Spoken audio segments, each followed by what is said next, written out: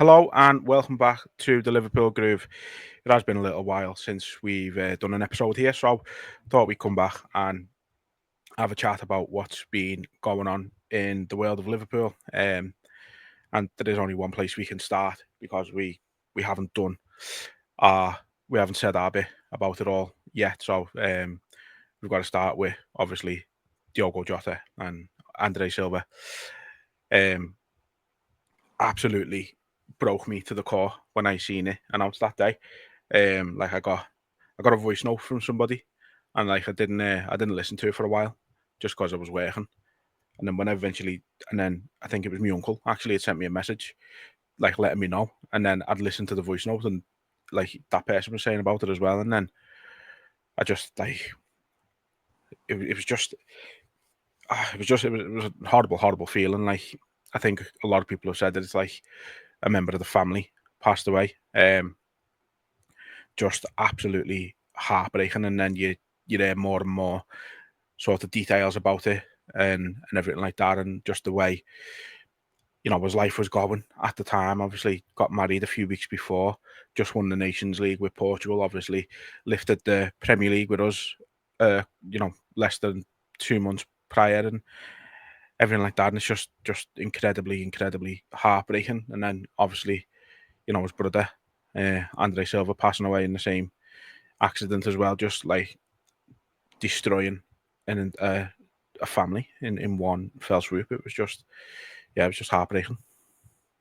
Yeah, do you know, with things like that, I'm not usually, I know it sounds horrible, I'm not usually that sentimental where I think of families and that. I think of the player or the person who's gone. But when I was watching footage of his family and, at his wedding, videos of him with the kids and stuff, it was just absolutely soul destroying to just think what that family's gone through. A mother and a father losing two sons is just horrific. And then you've got the other side of the family, Jota's wife and his kids have lost what seems to be an absolutely special fella. Every single player and person who spoke about him, who met him, has just said he was just like so humble and a joy to be around. And then we started seeing video clips of what he was like off the pitch a bit more, and the club were releasing bit by bit more like behind the scenes footage and stuff, and it just did feel like someone who you'd known for years and years had gone, someone who you deemed a close friend almost. And he didn't know us, but we knew him. And yeah, it's just a weird feeling. I was sat making a little design for myself for Oasis as we had that coming up, and my bird just jumped up out the bed and was like, Jota's dead. I was like, what? Diogo Jota's dead? I was like, behave yourself. And then looked at it, and then it was like the Daily Mail or the Metro or someone that had shared it, and I thought, could be black, because it's not just either of them. But then it was just everywhere, and you just find yourself sat there scrolling at the same thing over and over again, just seeing pictures of the two of them together, and it's just a scary thing to think people like them who you see as like superheroes, super normal, can't be touched. Something so real can happen like that, and it does just bring you back down to earth a bit that we are just all people, and Yeah, no matter how rich or famous you are, if it's your time, it's your time, unfortunately. yeah, Just, yeah. just It a was, horrible situation. yeah, and I mean, it was.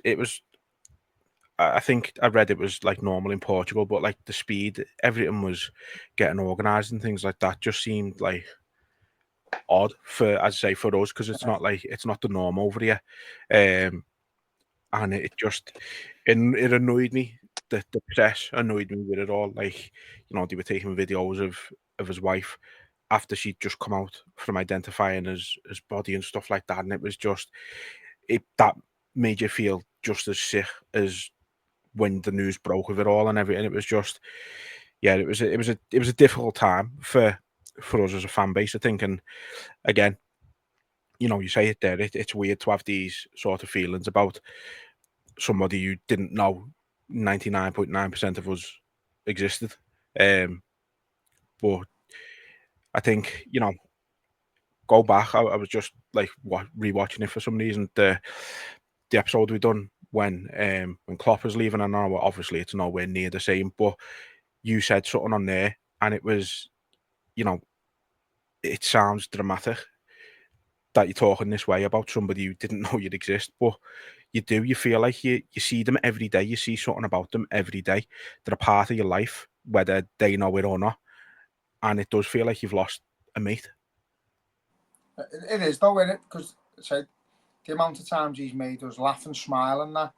The one thing we loved about Jota was the shithousery that he brought to the team and how he used to rile other opponents up, and we felt like we had a connection with him because of that, because it was like what Sunday League lads do and what like Scousers in general are like, quite witty, like a bit of banter while we're playing and not scared of getting hurt. So like he represented us on the pitch when he played, and I've said he was the closest thing to Fowler as a striker I've seen in terms of getting the ball and not having much to do but put the ball in the net, and he was the one player you wanted to see do it.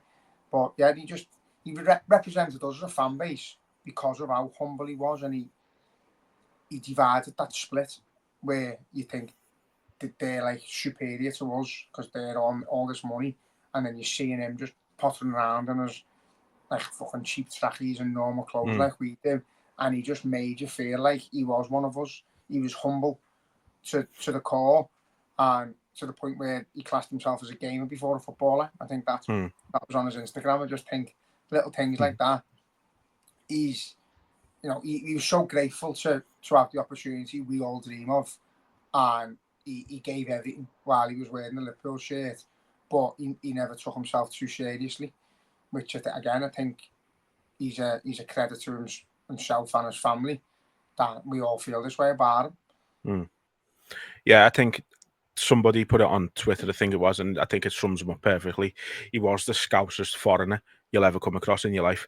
He was just everything about him, like the fact that he was like into darts and into his horse racing, and like you say, he was a gamer. He'd come in wearing, as someone said, a top that looked like his birds. He didn't care, like he just wasn't bothered what anybody thought about him in that regard. But then I think what was like warming for me was seeing all the messages people have put about him as teammates, as mates. You properly got, like, I think we all kind of knew anyway what kind of person he was. You like you just the way you just described him there was how we all seen him, and we all knew he was a proper sound person. But I think when all these messages start coming out, you really start to understand just like how special of a person he actually was. And like I think we're just got to try and sort of think of it in that we were so fortunate that he was part of our club.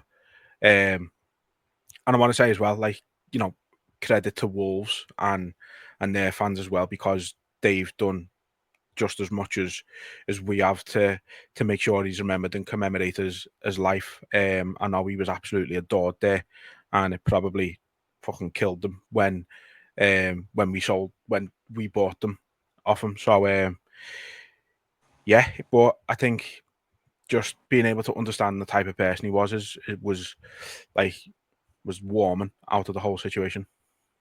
Yeah, and it wasn't. Obviously, when things like that happen, it's natural that oppositions usually jump on it in a nasty way, and I can't say I've seen anything really. You're at one plant pot here and there, but got the likes of Manchester United players and Everton players, likes of Coleman going on his own without the cameras and that. Things like that are what make people in football clubs special, and at times of tragedy, you see the real light in football is that you do come together and it brings everyone together. And I've just been down the memorial again today just to have a little look, and there's just scarves and shirts and posters and that of different clubs from all around the world.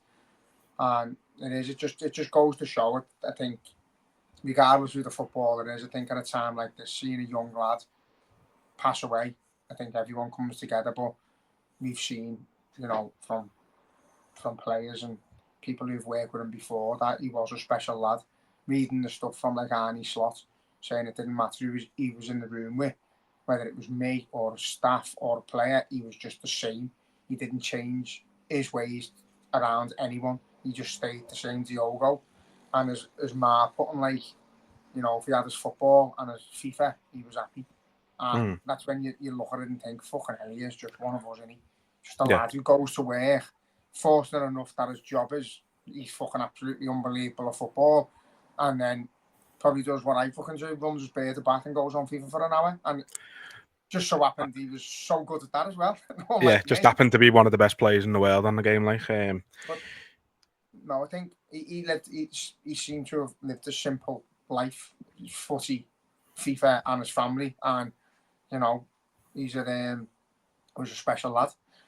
Yeah, he certainly was. And obviously, I think it's nice that obviously his brother wasn't well known as he was in the world of football, but I think obviously it's been really good that like everybody's been recognising him as well. Like the mural that's gone up for Jota has obviously included Andre Silva on there as well, and I think it's important that like he got the same recognition as Jota because, like you said before, families had their only two sons ripped away from them in the most horrific fashion. So I'm glad that like he's been immortalised in our city as well, even though him himself had no real connection here. Yeah, it is just a horrible situation, and I don't think it matters what his occupation was, whether he was a footy player or whatever. If he was a DJ, I think he's gone with Diogo in a, as you say, a horrible fashion, and a family's being ripped apart. So the only thing we can do is like what the football community have done with us is come together, and for all of them, I think seeing Jota's family walking around and seeing all the flowers, and 90% of the stuff is in memory of both. So I think it's nice that they can have both represented here when they come here, because obviously they live here. So I think like obviously nothing's gonna help at this time, but I think seeing the outpouring of love for both of them, you hope that it can be some comfort to them at the moment. Like you say, there's been all kinds going to Anfield to pay the respects. Obviously, like you said, Seamus Coleman, I think Man United sent representatives. I know a couple of the Portuguese Everton players went there. Henderson went there on his own. Gerrard went there with his academy and things like that. Just, obviously someone like Gerrard is someone who never played with him, but it's just the level of, I think it's just that the level of respect everyone had for him, it just shines through. And I think even when I was watching the LFC TV like memorial show thing they done, they had John Aldridge talking, and like, he was close to tears. Like he looked like he was about to go at any minute. And again, it's like John Aldridge wouldn't have had any real like long term interaction with Diogo Jota, but it's just the effect he had on people. It's cliche to say, but you don't realise it until they're gone. No, I know, and I think as you said before, lad, I think it's the same for the ex-players. He sits and commentates on them, the radio and stuff, and he watches every single game. And John Aldridge is a big as fanatic as any of us, so I think he'll be the same. He'll see it from an older point of view, looking down from going a 28-year-old lad who plays for our football club, gone just in a flash like that. Family ripped apart. I think he'll see it from like a dad's point of view, and you know what I mean. And I think again, it just sends shivers down your spine. How something like that can just happen. And don't get me wrong, it happens every single day in probably every single country where families are ripped apart by tragic events. But when it's someone who is in the the limelight and they are known throughout the world, it does send a shockwave, and it really did. You have people who don't support Liverpool or Wolves or Portugal saying that they don't know how they feel about a footballer, that they had no connection with anything, but it's someone you know of, innit? Do you know what I mean? Yeah. So it happens. And again, just credit to those people who've shown nothing but respect, and the likes of opposition fans and, as I say again, Everton, Manchester United coming together and just being with us and being there for Diogo and Andre and the family. Yeah, and I think a special mention as well to Preston. The game on, I think it was Sunday, wasn't it, or Sunday before? But yeah, what they done there was nothing short of unbelievable. There was, the absolute utmost respect, and they didn't have to do as much as they did. They could have just said, "Oh yeah, we'll do a minute's silence," and we'll wear black armbands, and he could have left it at that, and he didn't. They had the commemorative program and things like that. Yeah, just a real classy touch from Preston. So hats off to them massively. Don't get me wrong, but you'd expect it to be a nice situation, as nice a situation as you can. But it seemed fitting that it felt like it just played out that way. Even the captain standing the way he went and laid the wreath, and then he stood facing the Liverpool fans for a bit. I just thought, fucking hats off to you as well, lad, because that's a hard thing to do, to go and face all the people who are the most hurt about it after the family, obviously. Go and stand there. I thought it was brave and a nice gesture. And then after the Preston match, I think it's hard. I didn't want it. I didn't want it to just go on as normal, because we had to respect Diogo. We had to do it for him. How the players went on that pitch and played a game of footy, I'll never know, because I was in bits. You'll never, the two songs at the beginning, obviously, You'll Never Walk Alone. That was fucking hard to take, to watch it from the telly. So how them lads went and played footy, and Preston as well. I think the lot of them. Obviously, you've got Jota's mates there, but to go out and go and have to play against lads who are in that mindset and who are hating, I think it would have been tough for Preston. So for them to go out and play the way they did, all of them, and make it quite competitive, it was just mind blowing, to be fair. And then that at the end, where they've all just got together with the crowd, I think that helped everyone. I think the players needed that. I think the fans needed that bond again with the players. And I think it was just a message that they are all together, and we're with them, they're with us.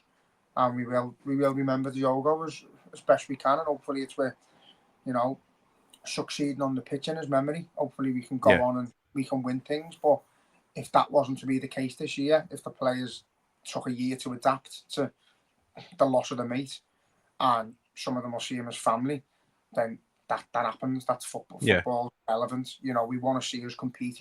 We expect us to go on and give everything. But sometimes, when the 20th minute comes around every week and that song rings out, some weeks it might spur them on, some weeks it might crumble them. And we're not here to fucking, whatever happens this season happens. I think you've got to take this season. If they go on to do well, they do well. If they don't, then we take our hats off to them and say, fucking fair play for going and having a go.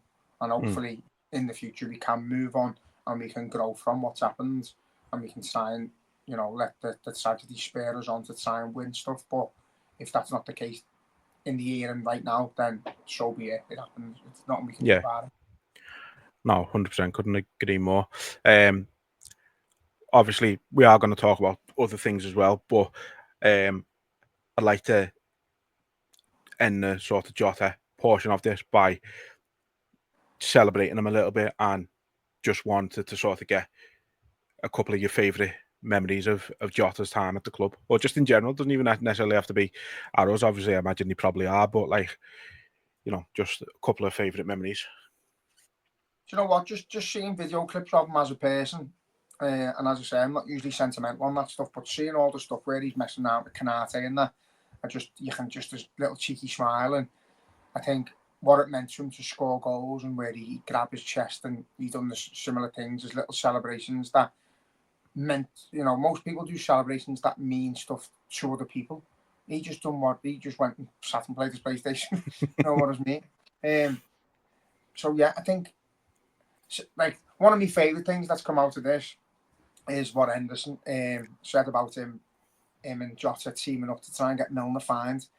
That tickled me. I thought, when you hear about how like professional Milner was and that, I can imagine how pissed off he'd be getting with them every day trying to get him caught out. And I don't think they ever like succeeded in it. But yeah, the little, he just seemed like a proper joker and that. So there are things when I see his face now on the murals and when I see his picture, I'm like, that's Jota. That's what he was like. And that he was a cheeky little chappy, like loads of us, and just wanted the banter, wanted to have a laugh. I think the quote you mentioned before was Andy Robbo saying he's the most English foreigner ever because he did like to go to like to Cheltenham and that. And yet you can just imagine him sat there fucking playing poker with his mates or fucking, you know, going the horse race and watching the darts. He just with his feet up with a cup of tea, biscuit, just thinking, yeah, he's a proper little Englishman, isn't he? I say, memories that stick in my head, the Leicester pen, where he just went straight to the fans again, just shit housery. I just think it's great the banter he had, and he never did it. It's how he felt at the time. If he'd had a bit of shit off them, he was going straight back to give it to them. And for me, his last ever goal, you know, against Everton, dribbling in and out of their players and putting it in the net as he did often. Such a typical Jota goal as well, wasn't it? Like fitting. He made it look. You know, when you watch that back, he just makes it look like they're not even there. Yeah. He just like he's dribbling through shadows, and then he knows exactly where he's going and what he's doing. And again, I think I've said it a number of times, like in terms of like a player who can shoot with his left foot, his right foot, score headers for his height, to be in the right place, the right time. The little bit of attitude he has on him on the pitch, he just reminds me of Fowler, and I don't think I could give him any more high respect than that, because Robbie Fowler is one of the best strikers to ever play for Liverpool. Unfortunately, Diogo had his injuries, and that hampered him a little bit. But you know, I've seen on other podcasts and I've seen people like analysing what he's done. But there was seasons and games there where he pulled us out the shit on his own when we've had other injuries and stuff. So yeah, he's a player that you could rely on. I think if he needs the goal and he wasn't quite there yet, and you put him on for 20 minutes, he'd have one chance, and I feel like 9 times out of 10 it was a ball in the net. Yeah, I think somebody had actually put something down there that just said, how many times did we say just bring Jota on? And it's true, he was your sort of, he'd get out of jail card, wasn't he? You know, if he wasn't starting, you're like, all right, it's Sam, we've got Jota on the bench, he'll come on and he'll do something.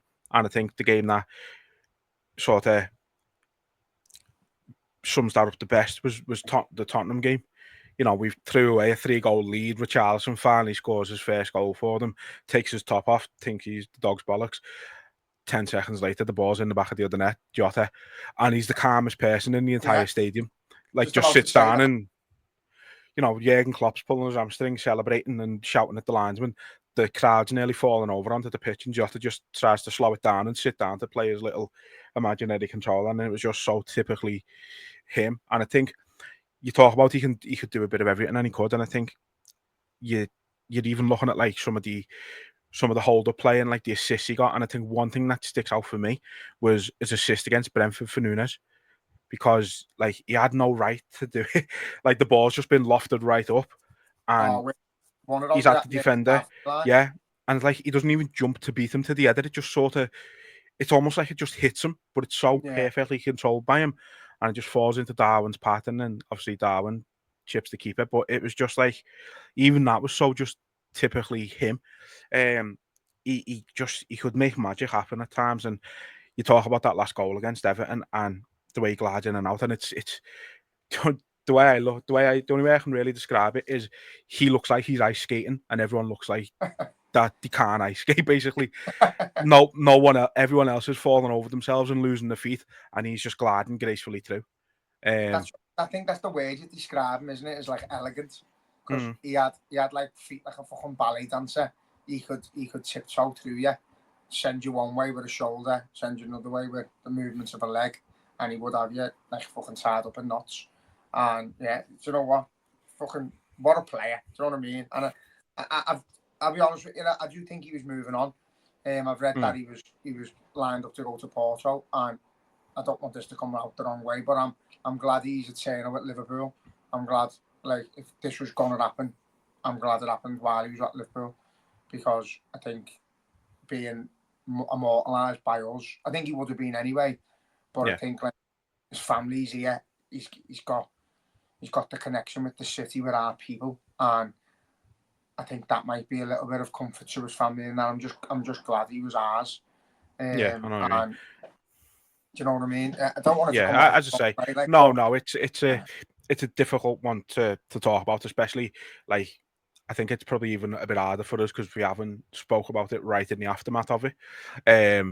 But I think as I said before, I'm just grateful that and thankful that he was part of our club. And we got to witness him as a Liverpool player, and obviously he is now officially forever our number 20. So um, he's been bestowed an honour that no other person associated with our club has ever been given, and I think that just goes to show how much he was admired, how much he was loved, and how much he was respected. So,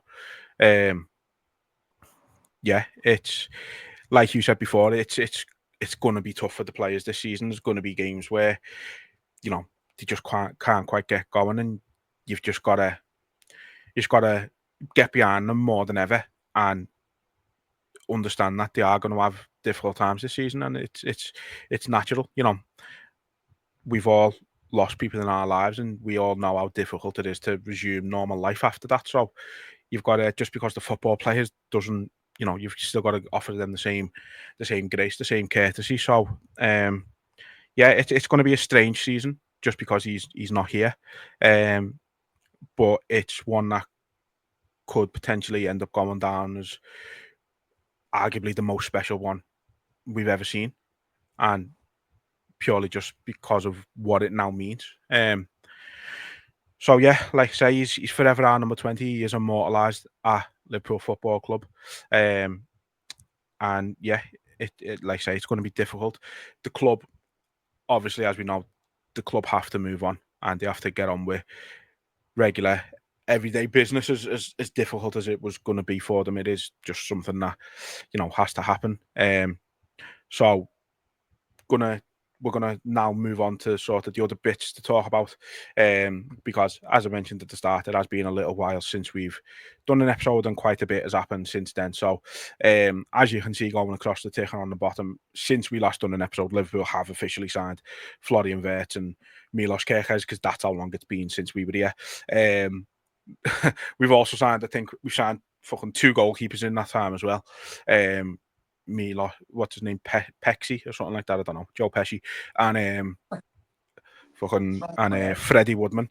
That's a mad one. I know, yeah, just like plucking.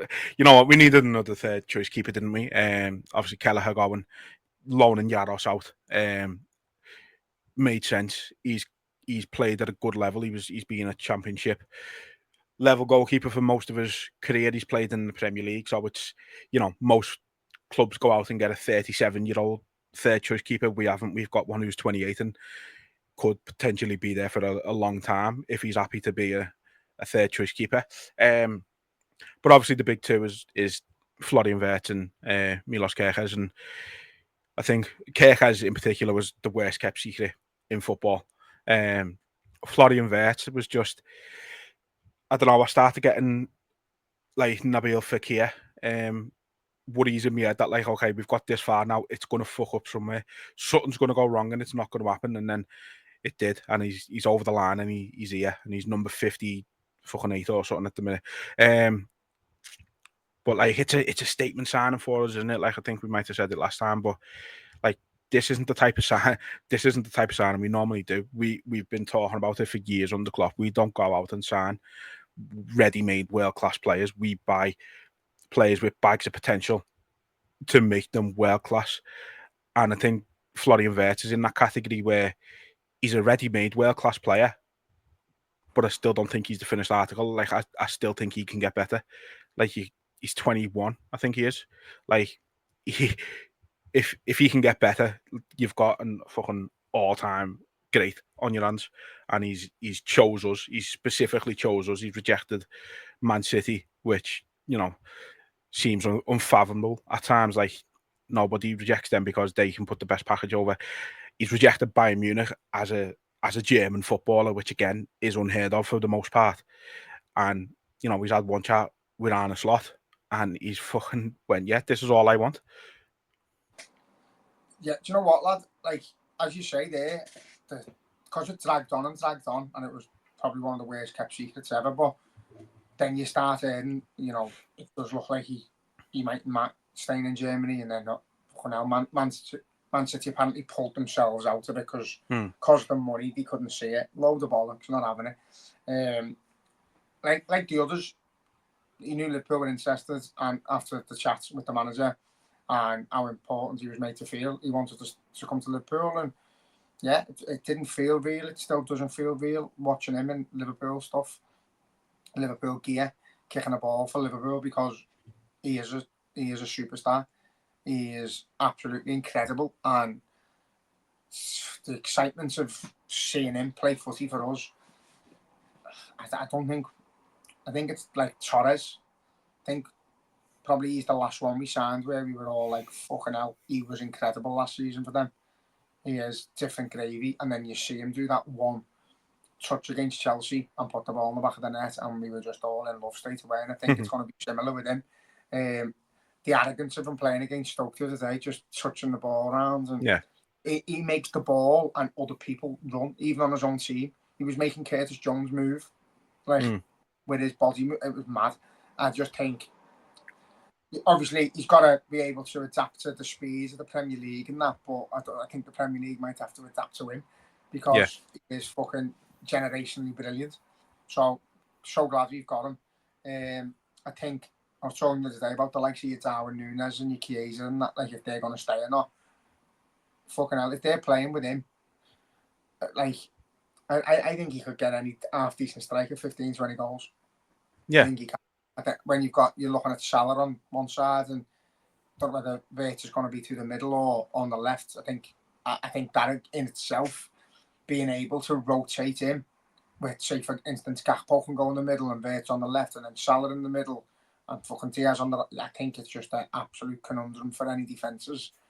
I think it could be a fucking... It's just a mad gold signing. It just doesn't feel like Liverpool. He's come this window in general. Sorry, he's not on your list, Frimpong. Have we discussed him yet? Yeah, he'd already signed when we last done the episode. But I think to get them together, to get two young lads like that to come in, and again, the fucking using confidence, and they believe in themselves, and I just think, and then you add the left back, add Kerkez to this bundle we're going for, and it's looking like a really fucking ready to go team of champions.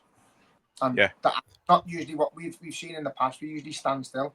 We get where we get to, we win something, and then we're like, we'll bring one in, and it's usually like a fucking third choice goalie or something like that.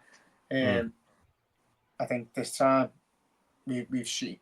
I think I said last season, wasn't too fond of the style of play we played. I think we were boring at times, but if Bourne wins footy matches and league titles in the manager's first season with the players he hasn't really selected, then so be fucking it. So I think if he's addressed that he needs to make these changes to play the style of football he wants, which I think I've heard is meant to be like PSG, very explosive, fast, athletic, then fucking go and do it. We've got the money. We've got like 3-4 years worth of dough there that hasn't hardly been touched. We've got a treasure chest. Go and spend it, and you just feel like you're in a dream world. Someone's got John Henry's bank card. Oh, Linda's told him she's gonna fucking divorce him or something if he doesn't spend. And here we are. We've got a great group of players added to a great group of players, and I don't think we're finished yet. Yeah, it's crazy. We are playing fucking FIFA career mode when you cheat and put 999 million in your bank. It's fucking great. And you know what? It's long overdue. Like I said it before on Twitter, like, it's about time we start throwing our weight around. We've got this reputation only amongst divvies online, like, but Liverpool have got no pull. Liverpool can't do this. Liverpool can't do that. And we've gone in and bullied City and Bayern Munich to Florian Wirtz. What's been crazy for me this summer is every single player we've signed has said, I only want Liverpool. Like, that's all I want. Like, Florian Wirtz said it, Frimpong said it, Kirkhez said it fucking last season, I think. Kirkhez said it. No, I think he said it before he signed for Bournemouth, to be fair. Do you know what, he's been manifesting this for fucking years. Yeah, and you know what?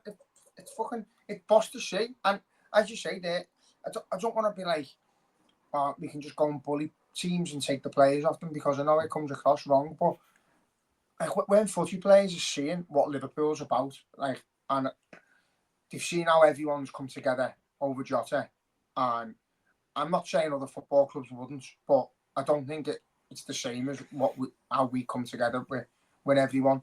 I think when they've seen that, you know, the likes of when we've won trophies and we've won the league, the togetherness with the whole city and the world, like millions of people for the parade. You've seen when we've just lost a Champions League final and the league within a week of each other, and we were parading an FA Cup and a Carabao Cup, and there's fucking hundreds of thousands of people taken to the streets the day after losing the Champions League. Players just, you can't buy it, and that's the thing is, most of the other teams who are competing with us are all manufactured. Man City, you know, I don't even think they'd have filled their stadium if they'd have opened it for people to come and look at the league. It's just dead. The party's dead there. There's no real feeling of love for the footy team. It's just we expect to win, and when we win, tap on the back, go again. I think it's shite. I think Arsenal trying to manufacture themselves into us, trying to sing the exact same songs and have a fucking anthem before it and all that shit. I just think they're trying to be something they've never been and aren't, and it doesn't suit them. So I think Liverpool, you could almost say like the originals of the connection with the players and the fans and all that. And I think that's what the new players want to come and see. They want to experience it. And then you've got a manager there who's dead humble, but fucking brutal. Yeah. And he's like, listen, I've just bounced into this. Filled the biggest shoes you could ever fill in Jurgen Klopp and pissed the league. So yeah. Let's and then went to Ibiza with a month of the league, the season left. Like he took, when you actually fucking think about it, he took the absolute piss, didn't he? Because he did. He pissed it, and then went, all right, yeah, Trant, I'm off to Ibiza. Let me know when there's another game. Even the questions he got asked, like someone said, they asked something about one of the players, and he was like, "Have you not seen the video footage of me recently?" Yeah. Let's just go back to Ibiza. He is just, again, he feels like one of us, doesn't he? Like it's fucking, it's boss, and like as we've said time and time again. Sorry. Yeah, we've said it time and time again. I don't think anybody in the right mind expected Arne Slot to come in and do what he's done. But I think even at first we were all like, he's got no real sort of, he doesn't seem to have much of a personality about him. He is just very come in, do the job, and then go home kind of thing. And it come out more and more throughout the season, and it's like to the point where it's like we couldn't have picked the Jurgen Klopp successor any better if we tried. There was no single person out there who would have done as good a job as he's done and come in with the right personality. He's got that mix that you want of rootlessness but sound. You know what I mean? It's perfect. I think he came in with a bit of a stubbornness to not try and be anything like Jurgen Klopp, and I think he was fighting it a bit at times, because you've seen as the season did go on, you know, we got a little bit ridiculed early on for not, you know, appreciating the away fans and stuff like that. And then by the end of it, he was doing fist pumps. Yeah. Because that's not because of Jurgen Klopp, because that's what we willed him on to do it. We started and he knew what it meant, and he knew he'd earned that. So, and that's the difference. He didn't want to come in and try and be something he weren't, but he eventually fucking he's earned it. Anyway, he came in like Rafa, like as if it felt as though like he didn't really want to be the players' mate at all. He was just your manager, and he didn't want to be adored by us. He just wants to win footy matches, and if the love come for him through the winning the footy matches at a later date, then happy days. But if not, then he's just strictly business. And then as time's gone on, and he's felt the passion and the support, and the team are clicking into gear, it's just come out of him. It's just oozing out of him. He's fucking just, the passion of being angered by referees and that, which he said he's never really lost his life before. And then you see him with the players and the going around our players and the way he is with the fans and the little bit of character and quirkiness he had into his interviews and stuff. He just became like a fucking dream. He just not Jurgen Klopp, but himself. He just became his own man, and he adapted to our league dead quick. And to come in and deal with all the media shit and that when they try and spin everything, and to be able to laugh shit off, and he just doesn't take anything too seriously when he's in the media rooms. He was just a pleasure to have around and a pleasure to watch on the telly. And he just so happens to be a very good football manager. Yeah. It's crazy when you think about it, isn't it? Like, how many times in our history we have gone from that completely different dynamic of a manager who's like the players' mates and wants to know everything about you and things like that, to the one who comes in and is strictly business. You know, you had it with Shankly going to Paisley. You had it with Ulier going to Rafa, and now Jurgen going to Slot. It's like, it's almost like it's fucking pre-planned every 20, 30 years or so. But it's just, yeah, it's beyond our wildest dreams that last season, and now the way we're building this team for this upcoming season, like, we are going to say, right, look, you thought last season was good, you haven't fucking seen anything yet. You know, we've obviously today just confirmed, well, not we haven't confirmed, but we've agreed a fee for Hugo Ekitike. And again, it's another one. You had the Newcastle fans all boasting online, we forced Liverpool to pay X amount of money, and we've bumped the price up, and we've absolutely fucking led them on a wild goose chase and that. And then it turns out that we're getting Ekitike for less than they bid for him, and now Isak's going anyway. So it's fucking unlucky Newcastle. Your barcode Bellens. Do you know what with that? Like, what do them fans gain from not signing the striker because we've paid more? Like, what do they get? Their number one target, and again, I think he's about the 10th player to reject them this summer already. So he's their number one target, and we've basically told them we'll get him or we'll get Isaac. Yeah, we've said no to Isaac, so we've threw our hand in, and Ekitike said straight away, "I only want Liverpool." So yeah, you know, I think the thing is we're going in for him. Man United meant to be interested, and obviously Newcastle.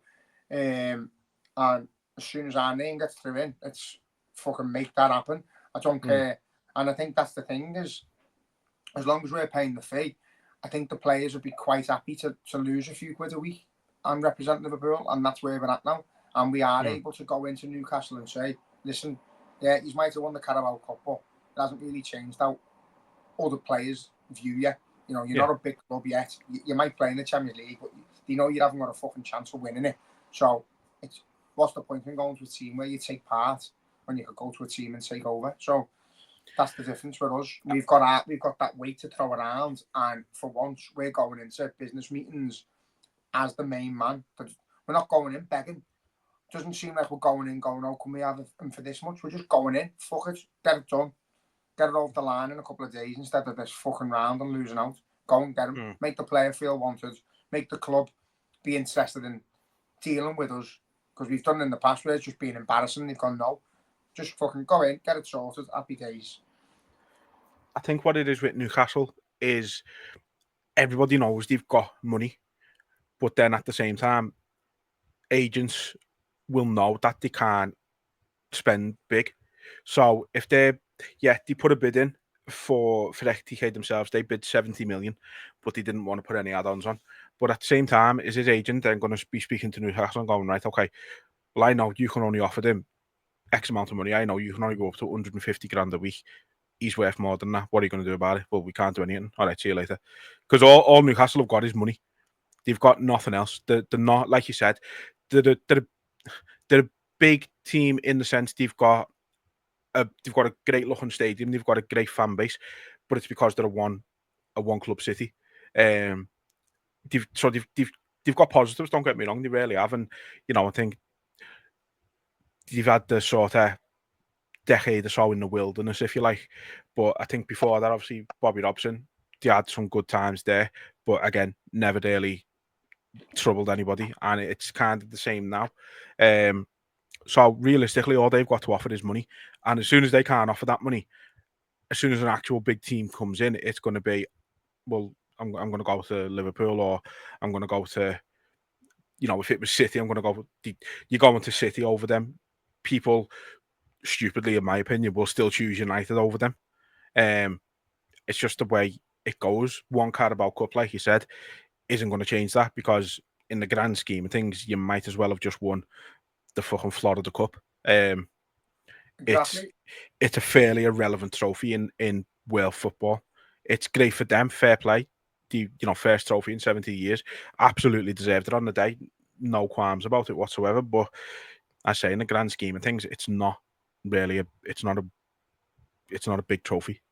It's nice to win, and I feel like it's nice to win for us if it puts us on a bit of a pedestal. You know, we've won the first cup of the season, and we can go on and we want to add other cups to that. But yeah, in terms of if at our level, if we only won that, we'd be a bit disappointed, and we have been in the past when we've done it. So, you know, I think it's always nice to go out to Wembley and you want to win the final. There's no two ways about it. I'm not putting it down because they beat us, because they fucking battered us and they deserve to win it. And you know, it would have been wrong if we did win it, because we were fucking shite on the day. But yeah, it didn't change the course of our season, obviously. No, clearly not. You know, we went on to do bigger and better things, and they ended up trying to force rivalry with us. You know, I think we were dead respectful with them when they won it. We were honest; they deserved it. I think we seen posters of fellas in like the 60s and that sobbing, and I think sometimes you go, do you know what, fuck it, well in, you deserve it. Have your moments. And now there's this forced rivalry because we've gone after their player. And don't get me wrong, it's not fucking nice. We've hated Barcelona for coming in for Coutinho and the likes of Suarez and that. But that's because we're Liverpool. We don't expect players to leave us to go to other clubs. They're Newcastle. They've got Isaac's a very good, very, very, very good striker. And the big fish are going to be wanting. And that's just unfortunate. There's a food chain, and they're in the middle and we're at the top. So if we want their player, it's only, you know, normal for that player to want to kick a bit of a fuss up and want to come. And I think the managers fucked him out of a squad because of it. But you know, I say that's just the way it works. That's how football works. And fortunately for us, we support our local team, who just so happens to be one of the best that's ever played the game. One of the best clubs to ever play football. And yeah, it's a joy, but that's just the way it works. We want a player, we should be able to go and get him. And I've still got a feeling that can happen. I think the player's going to pick up the bus. Now, if he's getting, I know they're all saying he might go to Saudi and then get loaned back and all that, but if he's kicked up a fuss where he's being spewed from the squad, then I don't think that Eddie Howe would want him back. Do you know what I mean? No. On loan, so if he's had to remove him from the squad because his head's been turned by Liverpool, if you're in, you say no to Saudi anyway. So I think it's going to be a bit up in the air till the fucking deadline, I think. And hopefully the player does come out and say he wants us. And if he does, then we've got to try and make it happen. If not, just take the piss and go and get Anthony Gordon anyway. No, I think all signs are pointing towards not stopping with Ekitike. Looking forward to seeing him. I mean, I've only seen clips of him. I'm not going to pretend I know loads about him and say, he's this, that, and the other, because I just, quite simply, I don't know enough about him. What I've seen of him, he looks the part, and I'm excited to see him in a Liverpool shirt. I trust our scouting. I seen a Newcastle fan post a video of him and put something like 90 million for him. Let's all laugh at Liverpool. And then I watched the video and I was like, he looks incredible.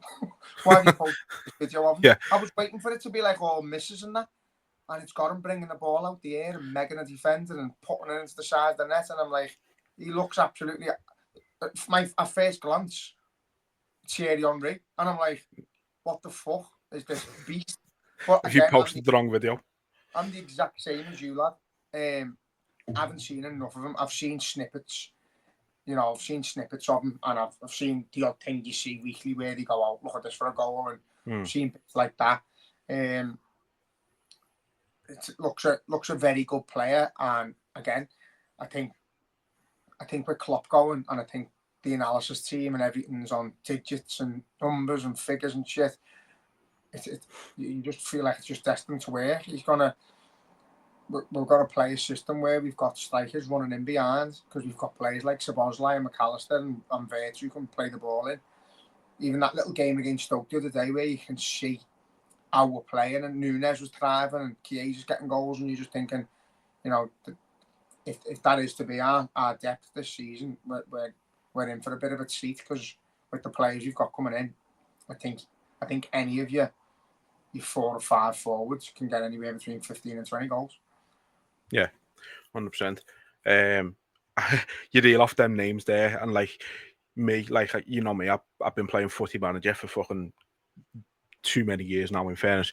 But like anybody who's played Footy Manager, you hear the names Florian Wirtz, Szoboszlai, McAllister, and Gravenberch, and they're like 4 of the most signed people on Football Manager ever. And like they're just all at us. It's like it's just a weird coincidence, but it's fucking just it's an embarrassment of riches, isn't it?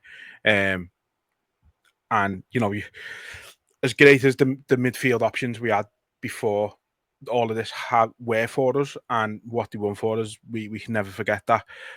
But like, you can't deny, like, it's just a ridiculous upgrade on the likes of your Milner, Henderson, Fabinho towards the end. Fabinho, obviously, but even like Thiago, just with like the availability factor more than anything. Like it's a, you know, Oxlade-Chamberlain, another one that we had to replace that window and things like that, and like it just doesn't make sense how we've been able to replace the midfield that well. Like, it almost seems unfair. The names are brilliant, but I wouldn't like downplay the roles Henderson and Milner and that had. It's just, again, they weren't big names, but they fitted the system Klopp had, and I think the players he's bringing in are going to fit his system, where we're not as pressing and we're not as wild. I think it's a little bit more composed, but then you've got the blister and pace of the likes of Kirkes and Frimpong on the wide sides, to take you to another level when you need to. And that is the thing. I feel like we've got plan A, B, and C now. I feel like we've got the option. You know, I'm not going to sit here and go, Kirkes starts every game, because I think Robbo's still got a lot to offer. And I'm the same the other side. I think Conor Bradley starts in certain games. There's games where we've got to be tactically astute, and you've got to play the game. You've got to pass through the lines, and it's not going to be blister and burst and pace up and down all game. And for them games, it's where you keep your Robbos and your Conor Bradleys and that, and you might start a Curtis Jones instead of someone else. And we've got the options. And then you couldn't either fucking goal out of nothing, and you've got a lad running 90 miles an hour on the right and left wing, so go for it. I think we've just got so many options, and it's just boss to be in this position where we can go. We don't really need to sell anyone. I feel like we will. I feel like the whole, Jota situation, like if a player bounced into Arnie Slot's office and was like, I know I'm not going to play, but I'd rather be around my mates for another year, you fucking pat him on the back and you go, fine, sound lad. And I think that's where we could be at with the likes of Nunes and that.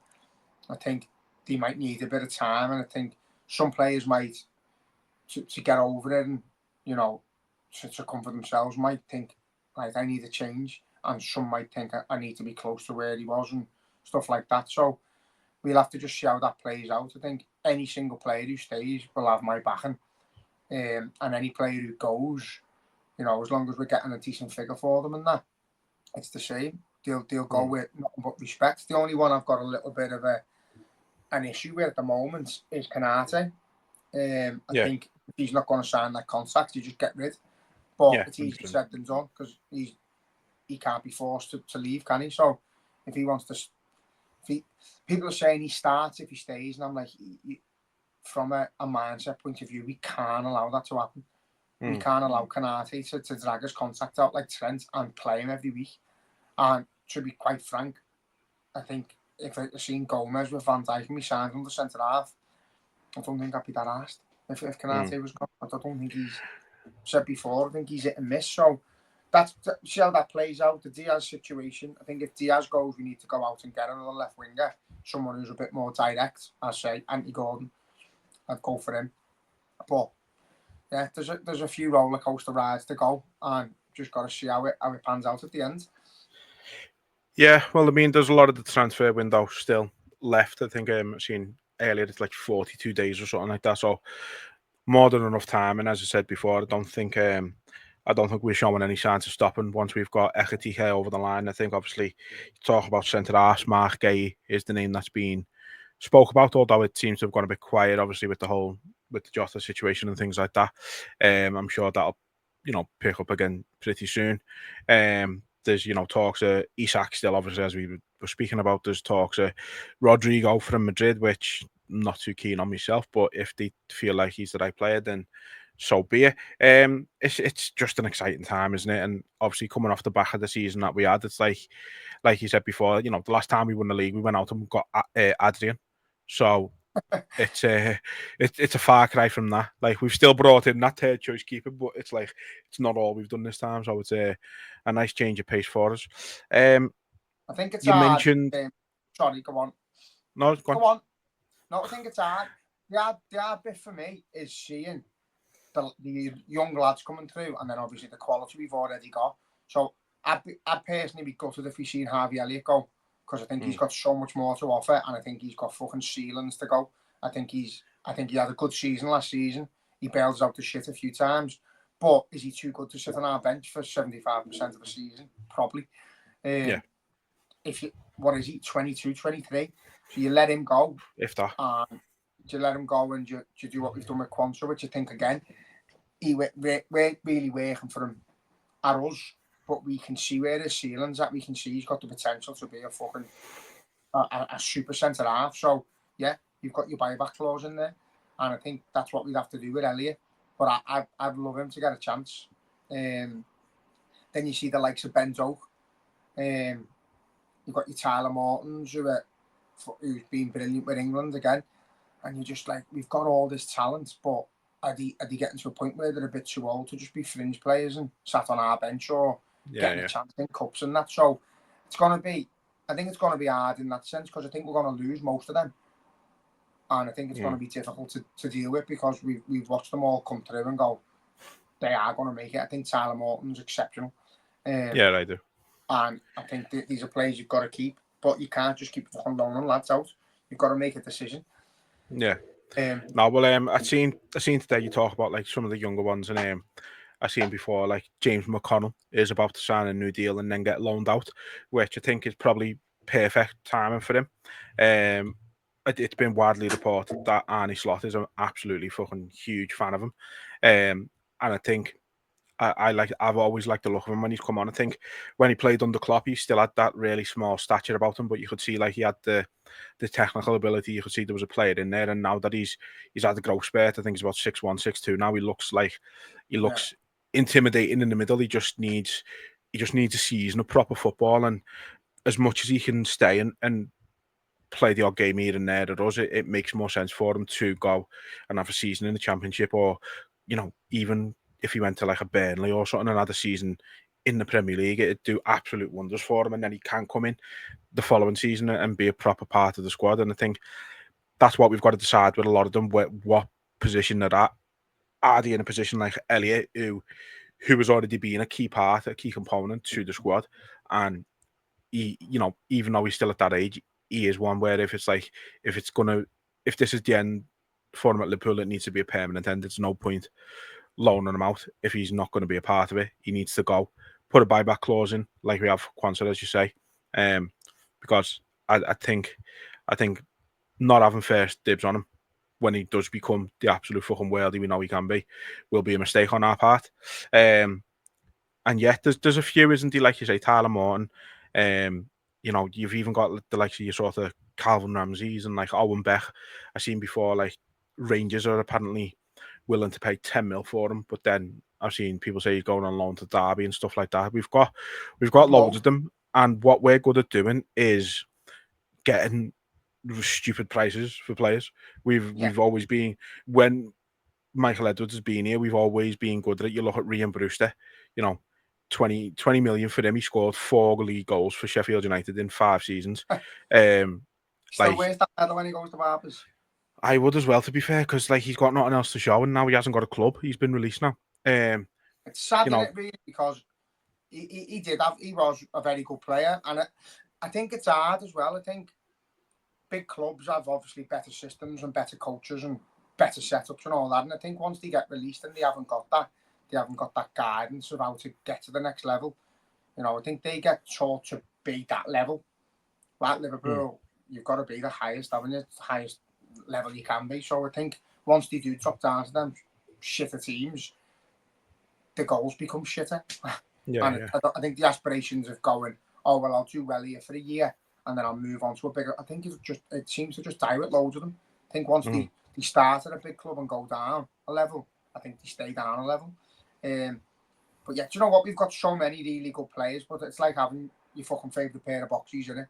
To just that sat in the drawer for that time you want to use them.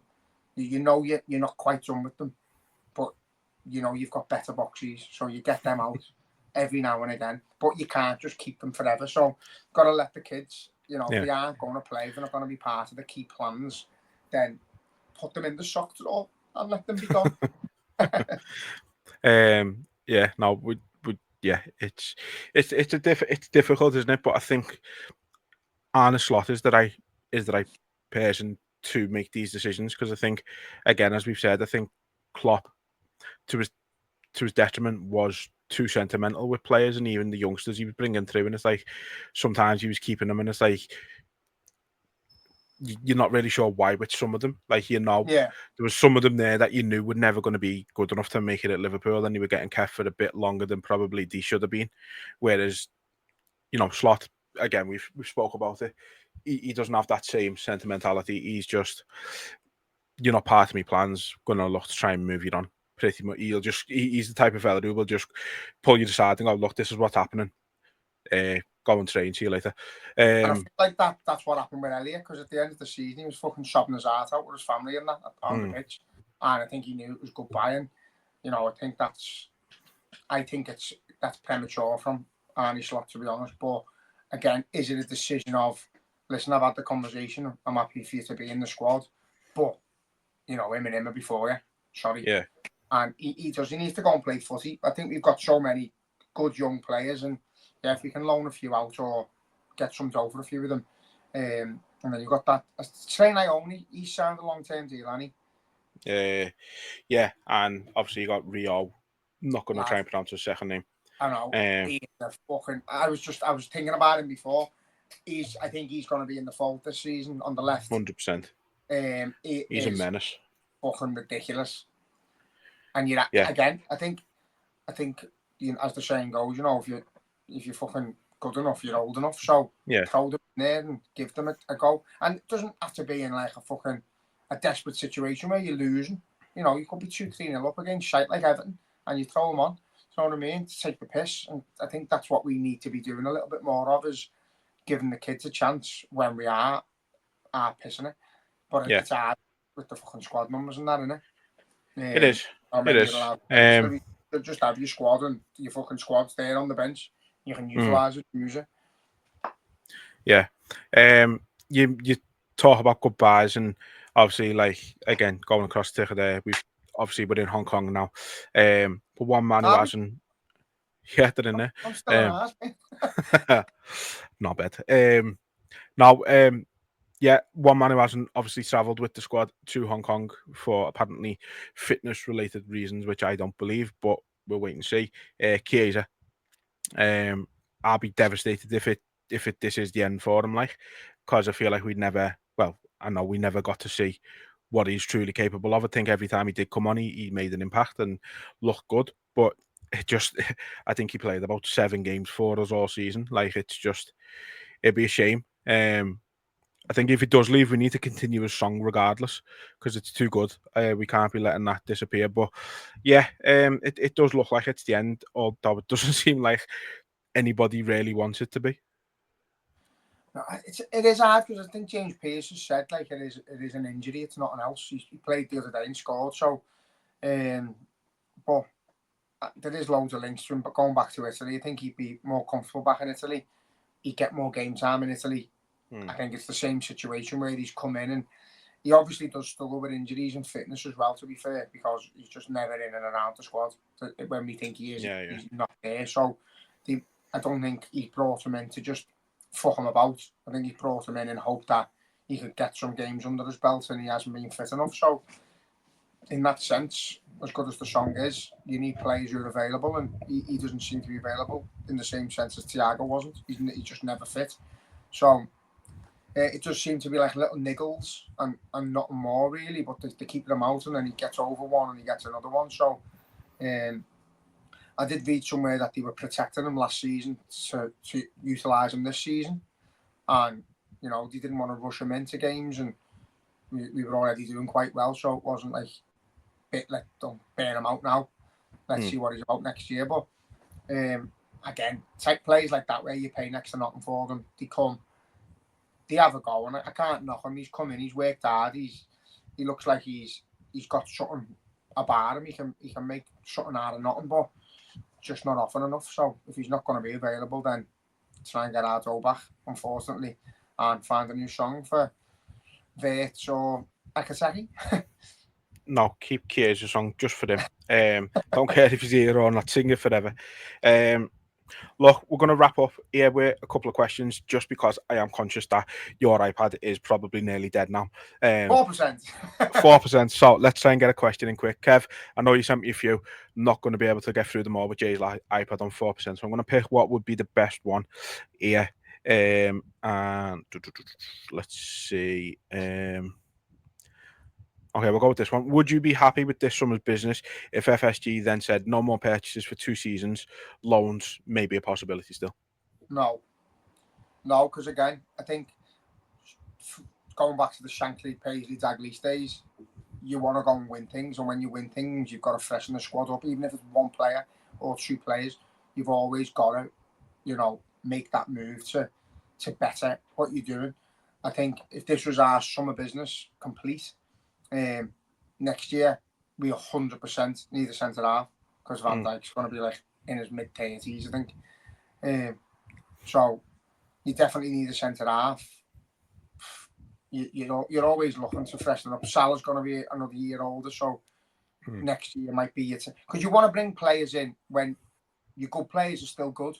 You don't. Yeah. So you want to I think it's the right time. I like your left backs and your right backs. You've got Conor Bradley. They're 2 young lads who are going to fucking fight every day and training for that spot, 100%.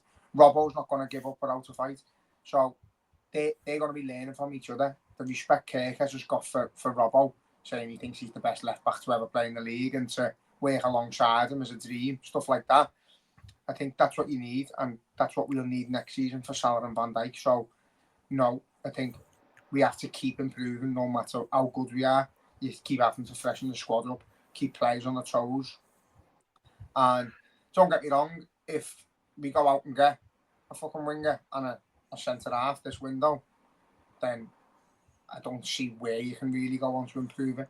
Really, obviously we haven't played the season yet, but you know, in hindsight, we could be one piece away from a fucking quadruple or something next year. Yeah. That's what we need. So I couldn't accept that. No. No, you can't stall. And I think FSG are finally sort of understanding it. You know, you look at it, Man United obviously are spending incredible sums of money still. Chelsea are doing it, City are doing it, Arsenal are doing it. But not only that, you've got the likes of your sort of, you know, your smaller teams who are consistently spending more and more money. You've got like Brentford being able to pay 35, 40 million for players nowadays.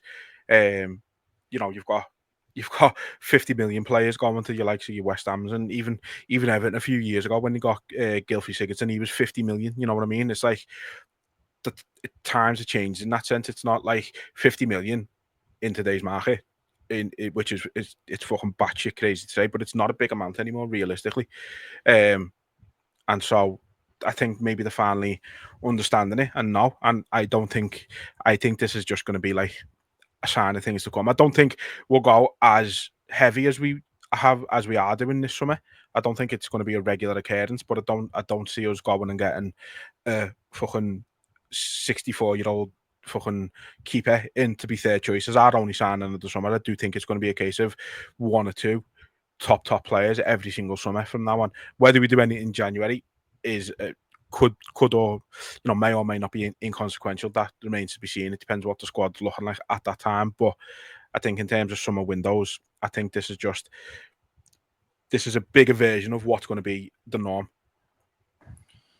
Yeah, it doesn't even necessarily need to be, because the players we're bringing in are young, and obviously even the likes of Allisons and that we've signed 3 keepers there. So they are replacing from within now. That's what they're doing. Basically, they're making it so the players that are going to eventually go are already, sort of phased out, and we've got players coming in when they do start slowing down, and that's how it should be. It shouldn't be like, oh, Allison's 40, he's not at his top level anymore, let's go and buy a keeper. No, have the next lads in ready and play him in the cup games and that. Do the same with Salah, same with Van Dijk. But yeah, I think we're just building from, we're just putting the structure in there now. Stockpiling, basically, aren't we? Yeah, and there's like set, and the team's he's buying players that fit his system whilst playing under players that he's already won the league with. So I think I don't think it's going to be a case of like going out and getting players like Verts and that every summer, and I wouldn't expect it to be, because that's just not how we've ever run. But at this time, we're champions of England, and we can throw our weight around a bit. We've got the money because we've hardly spent anything for years, and I think what people fail to realise as well is, because we are a like fucking self-sustainable business, and we are a proper run business, and we do care about being in the fucking red and the green and that, and we haven't got black books and fucking eternal funds. Do you know what I mean? The likes of COVID and that would have knocked us for 6, where things like that, where there's been no income and we expected, and it's obviously affected all the other clubs as well. But then we're not on the same par as the likes of Man City and Chelsea when that happens, because they can just quash all that, and Newcastle from within. Obviously, you've got your fucking PSR, isn't it? You've got all that now, where you have got to be a little bit more fucking strict with things, but they found loopholes for years and years and years, and how to get around these things with sponsors and stuff, and we've just never done it. We've never played that game. So everything we've earned has been our money, and I think, again, the more successful we are, the more we earn and the more we can spend. That's it. What we're doing at the moment is essentially stockpiling bog roll during COVID. That's it, lad. So, yeah, look, going to wrap it up there. Kev, I'll ask the rest of the questions on the next one, I promise. But Jay's iPad, Jay might disappear in the next few seconds. So, going to wrap it up there. Like the thanks, fella everyone. from the Coldplay thing. Yeah, literally. Thanks, everyone, for listening and watching, as always. And yeah, let's look forward to a good season, and one that, as I said before, for Diogo could be the most special we've ever witnessed. So yeah, it's gonna be great. Can't wait. And until next time, up the Reds. Up the fucking Reds.